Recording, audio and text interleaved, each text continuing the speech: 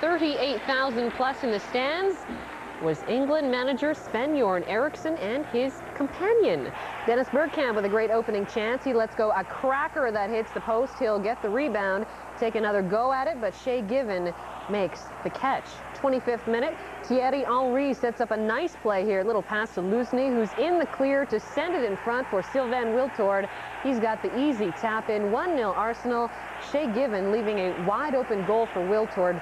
Doesn't get much easier than that. Patrick Vieira on the other end of this long ball ahead to Freddie Ljungberg. He lobs it over Given, but the ball lands on top of the crossbar. 39th minute, Newcastle's Hugo Viana, the Portuguese international's attempt, crashes against the crossbar, and that was their best chance. Second half, the Gunners with a chance to double their lead. Wiltord to Henry, but he can't connect with it. 1-0, the final from Highbury. Here's Ljungberg.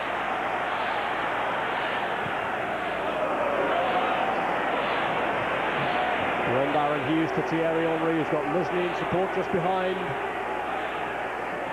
Henry taking on the defender. Lusny, yes! Sylvain Wiltord for Aston. Great awareness, even though Lusny was apparently out of vision. He knew where he was almost instinctively. Left the ball in his path. And when Lusny played it across, the simple job really was the goal scorers. Bergkamp, Jenas, Vieira. And Freddie Ljungberg could get through this time. He has! Freddie Ljungberg! Oh, off the bar!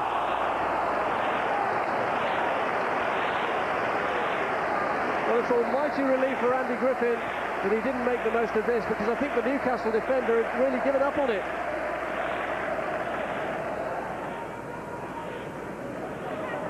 Griffin. Dyer. Now speed. Viana. Good firm hit! Oh! That almost beat David Seaman, and from the rebound it could really have gone anywhere. Could have gone off the back of the goalkeeper and back into the net.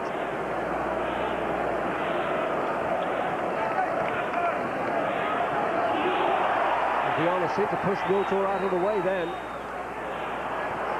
Vieira, Henry, looking to push it through for Bergkamp.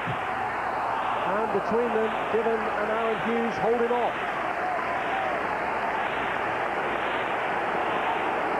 Beautifully weighted ball played through by Thierry Henry.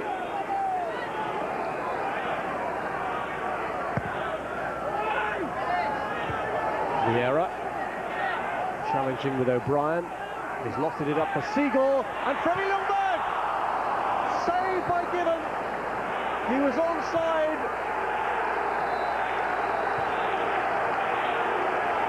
It was an instinctive stab more than anything else from Freddie Ljungberg.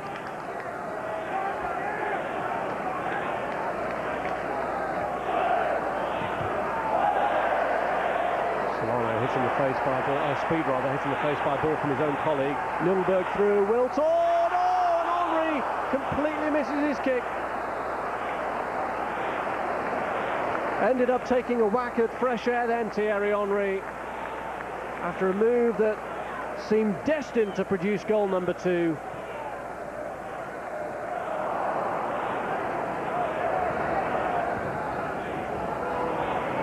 Jenas. Speed again. Campbell first to it that time against Amiobi. Now Pires. Griffin, but Pires is there once more. Looks for Thierry Henry!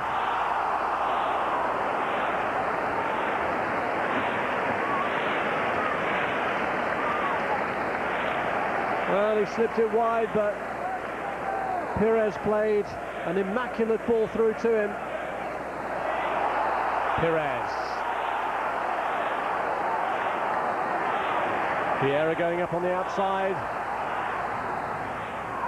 And it's blocked by Griffin. Arsenal corner.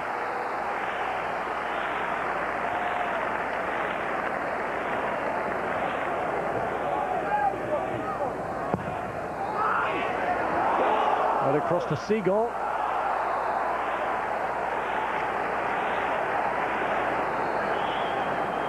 Seagon took a rap to the face as Aaron Hughes did his level best to ensure that no harm was going to come to Newcastle's goal from all of this. Sylvain Wiltord with a corner.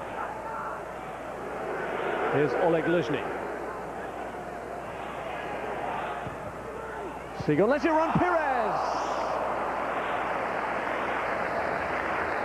Well, unlucky.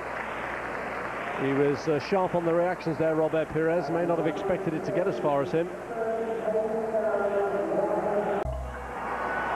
Aston Villa hadn't scored in 8 of 12 league matches this season. Juan Pablo Angel was back to partner Dion Dublin after spending most of the season on the subs bench. Jean Tigana still refusing to put pen to paper on a new contract at Fulham, but of more immediate concern, his side had lost the last 3. Steve was at Villa Park for us. Here's Staunton. Run made by Barry. The flag has stayed down again here for Villa. They've got 3 forward in the middle. Barry's cross, Angel misses it. They all miss it. It comes back for Taylor. Fantastic save by Van der Sar. Ian Taylor. Corner for Villa. Melberg, Taylor again. Angel! A goal is a rare and precious commodity at Villa Park these days. And for Juan Pablo Angel, his first of the season. At last, Villa have managed to find a goal, and this time Edwin van der Sar couldn't keep it out. A miscue there by Leonardson has given Malbronk possession back here again. The flag is up. It wouldn't matter anyway. Marley with a sense of frustration, but the flag was raised just as soon as Marley went in for that. Dublin.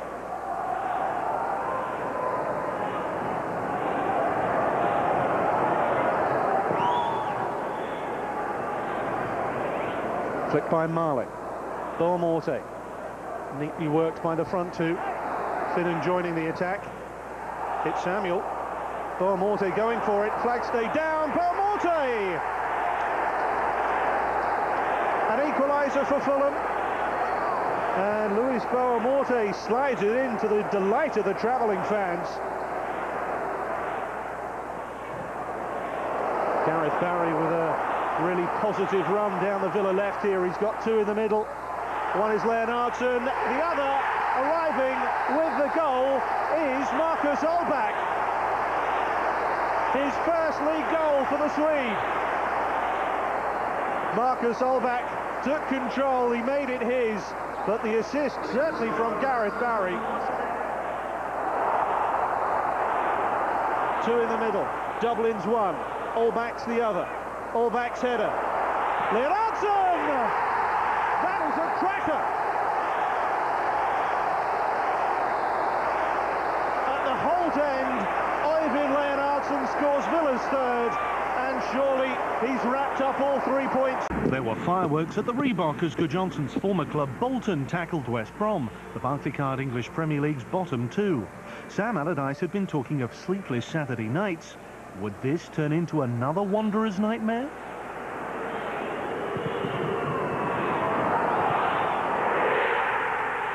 Dobie was certainly in dreamland. 17 minutes gone, Scott was hot, Bolton were not. Clement's free kick, Dobie's 2nd of the season. Now think back to Bolton's match against Leicester at the end of last year. There were distinct parallels. Mike Riley was the referee that day and sent off 2 Bolton players. This time Bruno Ngotti was dismissed, and it threatened to turn into a riot. This was deemed worthy of the red card. Neither side had won a league game since mid-September.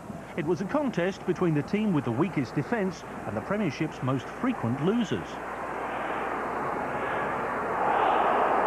Jason Roberts, for one, seems to have lost that winning touch. And with just 1 point from the last 18, Gary Megson's men can ill afford to be so wasteful. At half-time, Bolton brought on Michael Ricketts for Dean Holdsworth, although neither had scored in open play this season. Djorkaeff's shot from Rickett's cross showed Bolton's determination and set Albion's alarm bells ringing. Back to last year's Leicester match, and if you remember, Bolton were 2 men down and 2 goals down, and equalised in the last minute. A touch of déjà vu perhaps for Per Fransen, who doesn't often score with his head. Another dramatic finish to help Big Sam sleep a little easy. From the start, for the first time since the end of September, Icelandic striker Eidur Gudjohnsen. No Jimmy Floyd Hasselbank, he was sidelined with a groin injury. The two managers had suffered contrasting fortunes against lower league opposition in the League Cup in midweek. Birmingham beaten at home by Preston, Chelsea 2-1 winners against Gillingham.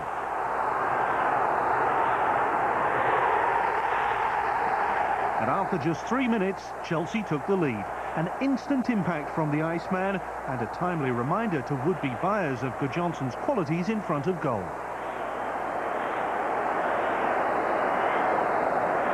It had been more than 4.5 hours since Chelsea had conceded a Premiership goal.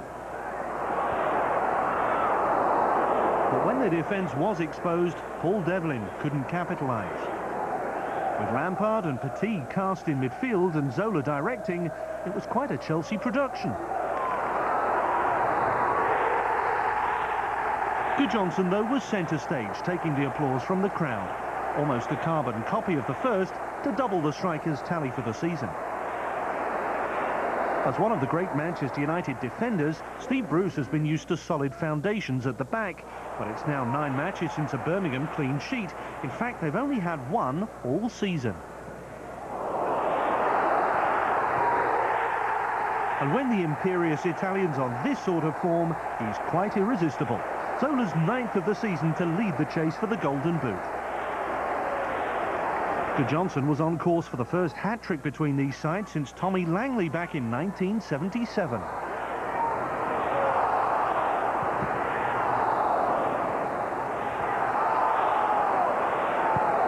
A weak clearance from Vassen did little to ease the relentless pressure. But Birmingham was saved further embarrassment by the bar. Terrific technique from Petit and 3 goals enough to send Chelsea 3rd. Comparisons between Goodison Golden Boy Wayne Rooney and the World Cup's leading scorer may be a little premature. Once again, the Everton manager preferred to protect his shining young star and leave him on the bench. It's a policy that also seems to be inspiring the regular front two of Campbell and Radzinski.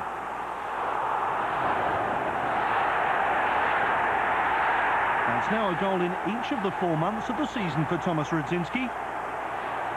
Musto was muscled off by a gritty Gravison, who then provided the perfect through ball.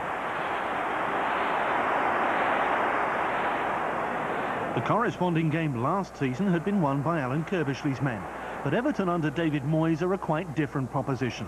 Here they were chasing a record 4th consecutive Barclaycard English Premier League win. More great approach play by the Polish-born Canadian. Everton began the weekend as one of 4 clubs unbeaten at home this season, the others being Middlesbrough, Southampton and Liverpool, who were the last team to win at Goodison back in April. Fortunately for Radzinski, his 1 goal was enough. The smiles are certainly back at Goodison. The Manchester derby was on at the home of Man City, and what a game this turned out to be. The game's opening goal came just 5 minutes in. Goder's shot partially blocked by Barthez, and Nicholas Anelka is there to put it past the keeper. Rio Ferdinand left behind on that play. Minutes later came the equalizer. Ryan Giggs crosses to Ole Gunnar Solskjaer, and he beats Schmeichel from in close. Van Nistelrooy was taken down by 2 defenders on the play, but it didn't matter as United ties this game up at 1. An error from Gary Neville results in goal number 2 for City. Sean Goder strips him of the ball and slams home the go-ahead in the 26th. It's 2-1 City. 6 minutes after the break, Berkovic sends the ball through to Goder, who battles the 2 defenders to chip it past Barthez. 3-1 the final. Man City's first win in 13 years over their bitter rivals. More on this game a little later.